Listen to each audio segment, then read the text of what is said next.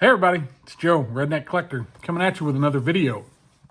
So this one is going to be maybe a little bit longer video than what I've been doing lately, but it's because of the subject matter, right?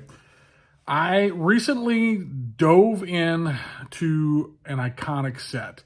Something that, to be honest with you, I was intimidated by. I think it's funny how collectors, we grow up certain eras. Like me, I was a kid in, the 80s. And there were just certain sets that, you held in reverence and awe, and you saw them on Beckett magazine. And if you were lucky like me, you had a couple commons from the set, and you just thought it was cool to have a few common cards from the set. But as you get older, maybe get a little bit more disposable income, get a little bit deeper into the hobby, you realize maybe those sets aren't as unattainable as we thought. And that's kind of what happened, with me on this journey, if you will. And I'll tell you, it was the 1952 top set, right? Iconic set in the hobby, and something that I owned very few cards from. Just a few cards. Yogi and Shane Deanston, some lower grade cards. But I started picking up some semi-stars. And before I get too much into that, I'm going to spin this camera around. I'm going to show you what I bought. But basically, I went down the rabbit hole, and now I'm kind of all in. Will I ever get a Mantle, a Maze, a Jackie? I'll never say never, but, I don't know. But in the meantime, let's spin this around. I'll show you what I did get, and it's pretty awesome what I've come up with. So let's turn around and check it out. Okay, all right. So, like I mentioned in the intro there, 1952 tops. I started in, I slow rolled my way into it. I started looking at guys like this, Vern Stevens, a guy that I think is highly underrated. Shout out to my man Steve at Vintage on Vintage. He, I think, shares my same opinion here. And this is just a beautifully centered copy of the card. I don't even remember what I gave for this, but I think it was around $10 or $15. And, I was like, oh man, that's a beautiful card. It's an iconic card. So then I started looking at more. I found a gentleman that was selling his dad's collection. And he had some beautiful 1952 tops, like this Vern Law. I picked up this Mickey Grasso. And I'm going to try not to make this super long and tell you every minute detail, but these all came from the one gentleman who was selling his dad's collection, and they were just, I thought they were really clean, right? They're VGEX. To some of you all, you're thinking, oh, that's low grade. A couple of these might even pass for EX.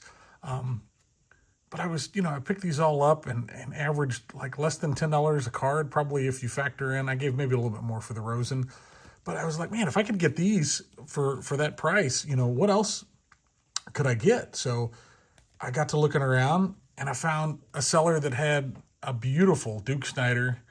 He had this beautiful Phil Rizzuto. He had some others, and he didn't have best offer on them, but I reached out to him and, said, say, if I take both of these cards, what kind of deal would you give me on it? And I paid less for both of these than probably what this Duke Snider is worth. Because, if you take a look at it, they're not perfect. This has got some toning, chipping, something you want to call it over there, but still a really cool card. Oh, I'm always so bad with the stands. I apologize.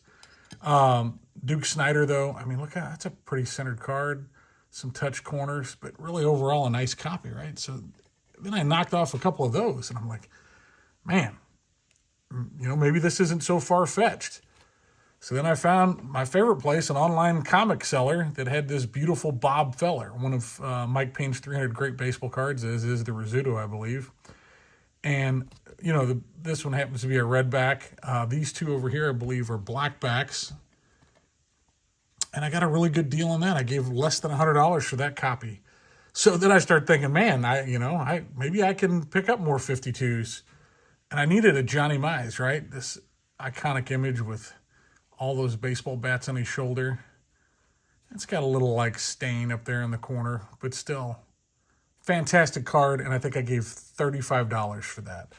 So I know I talk a lot about value, but on here, I was finding that I was getting value. I was happy with these cards, right?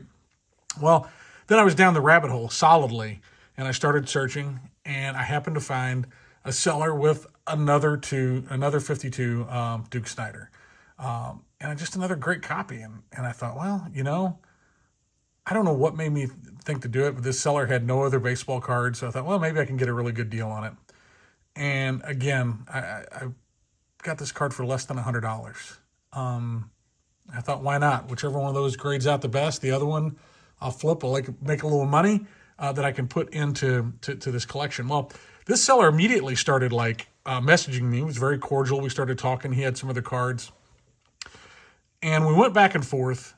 And honestly, this deal, the first part of this deal, I was kind of so on. I thought I was going to get a little bit better deal than I did, but still yet. Now this is one of the lower grade ones that I got, but still it's a Billy Martin. Now he called it a grayback. I am no expert, but I believe that is a creamback. I have done some research. I'm happy to hear in the comments what you think, but I'm like 99% sure he was wrong on that. But I paid creamback prices on it, but he was calling it a grayback, which would be much rarer. But I bought that Billy Martin, this Gil Hodges, Robin Roberts, and I got what was a fair deal, don't get me wrong, from him. And I even asked him, I said, hey, what other 52s do you have? And I started throwing out names, and he had a few others. They were low grade. They weren't what I was looking for. But I kept watching him, right? You save these sellers. I'm telling you right now, y'all, save the sellers. Because this guy, I just don't think he knew very much about cards, didn't know a whole lot about this collection he was selling, and he had quite a few of these 52s. So he started going back, and he started posting some others, right? And how about this? Super nice Gus Zernial. Another one of Mike Payne's 300 Great Baseball cards. And this is just to me, this is a great copy of a 1952. It's, not terribly centered, a little bit of diamond cut, but, solidly VGEX condition.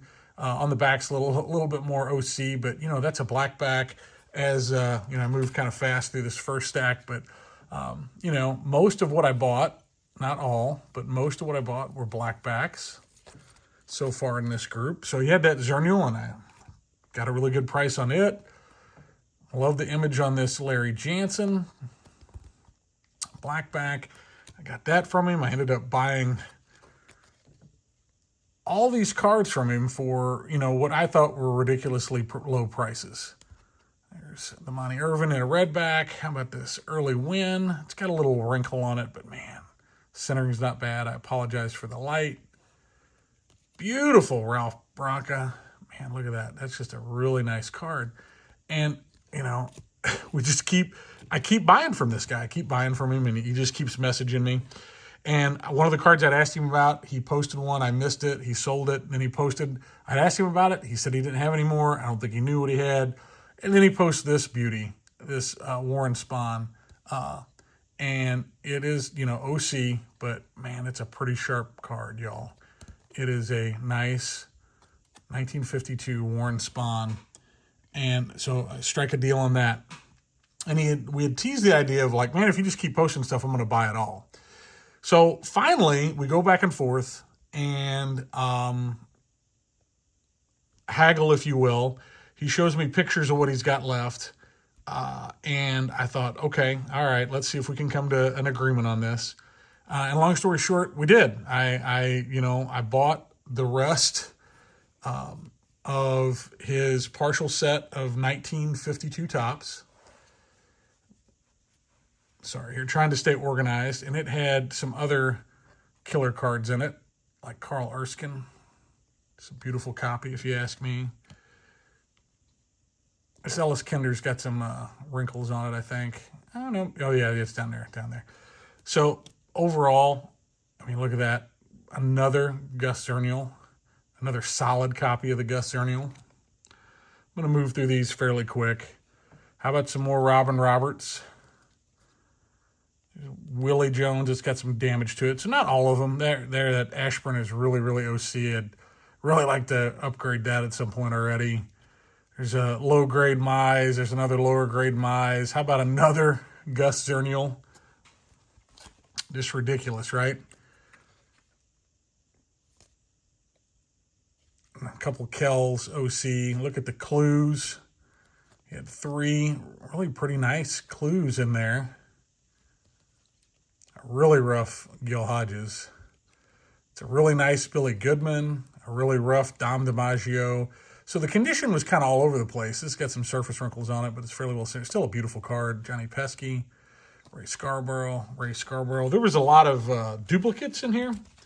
Like I said, I will try to not bore you all to death going through common 52 cards, but hey, this is the type of set that I think deserves a little love. And these were all just, overall, I would say the condition was VG, VGEX. Definitely some outliers to that. Not everything, was centered. Not everything was great. Look at that Johnny Sane. It's Bobby Hogue, Joe Page, all the Yankees, except for, of course, Mantle.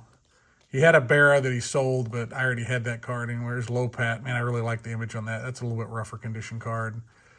Frank Shea, Don Bolwig. Now, he had sent me pictures. I knew everything I was buying. He had them set up. Whoever had this collection had them by team name. I've already organized them. This is just my stack of doubles, if you will. I'm not going to go through all these, but these are all doubles, triples, some quadruples.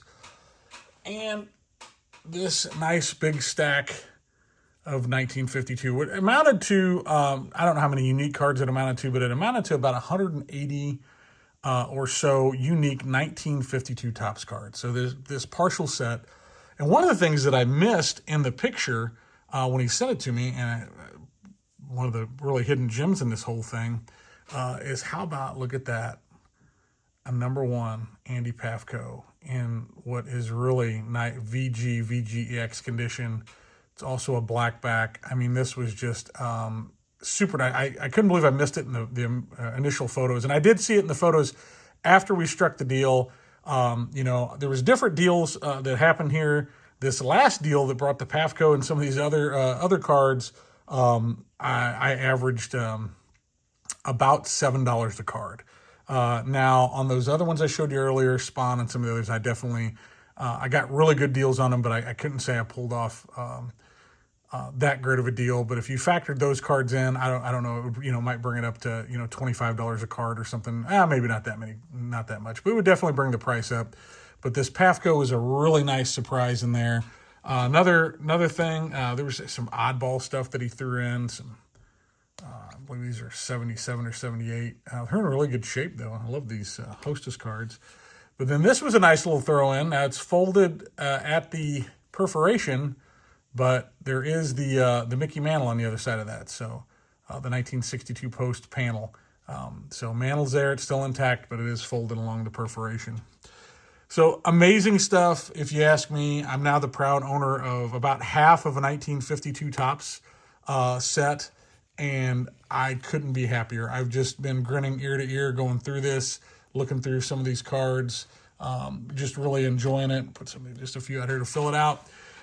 So yeah, tell me what you think. If you thought it was a good deal, if you thought it was kind of silly that I would delve into this, whatever, y'all.